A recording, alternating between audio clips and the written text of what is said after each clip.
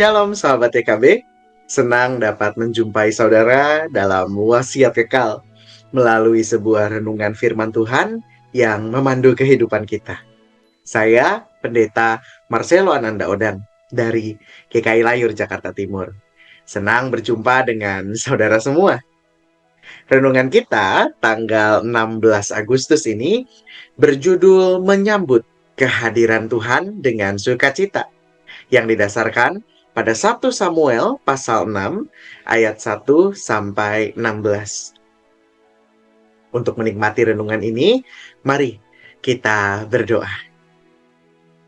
Ya Tuhan yang baik, atas perjumpaan yang indah ini, kami mengucap syukur. Di dalam setiap kesempatan, Engkau boleh mengumpulkan kami, anak-anak-Mu, untuk kembali merenungkan firman Tuhan.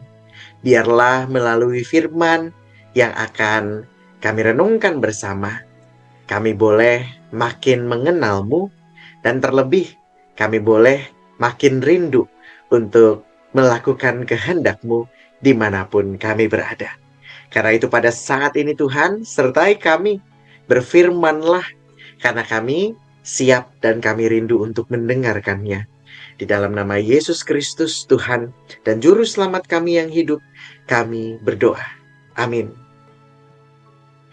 Yang akan menjadi pusat renungan kita saat ini adalah dari 1 Samuel 6 ayat 13.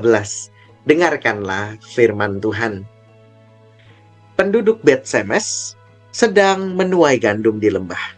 Ketika mereka melayangkan mata, tampaklah kepada mereka tabut itu. Lalu mereka bersukacita melihatnya. Ada seseorang yang telah lama kehilangan harta bendanya yang sangat berharga. Setelah bertahun-tahun, harta itu akhirnya dikembalikan. Perasaan sukacita dan syukur tentu memenuhi hatinya. Demikian pula umat Israel merasakan sukacita besar ketika tabut Allah akhirnya kembali ke tanah mereka setelah dirampas oleh orang Filistin. 1 Samuel 6 menceritakan perjalanan tabut Allah yang kembali ke Israel setelah berada di tangan orang Filistin selama 7 bulan.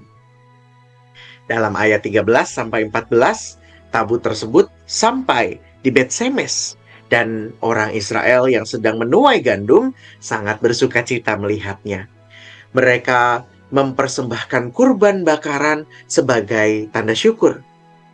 Hal ini menunjukkan bahwa kehadiran Allah di tengah-tengah umatnya adalah sumber sukacita dan berkat yang besar bagi mereka. Kisah ini juga menekankan bahwa kehadiran Tuhan tidak bisa dikendalikan atau disalahgunakan oleh siapapun. Kembalinya tabut Allah menjadi lambang pemulihan dan kasih setia Tuhan terhadap umatnya. Hal ini mengajarkan kita untuk selalu menghormati kehadiran Allah dalam hidup kita.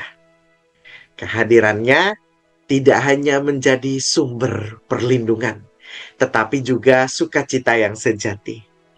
Kisah ini mengajak kita untuk bersyukur atas kesempatan mendekat kepada Tuhan dan menempatkan Dia sebagai pusat dalam hidup kita.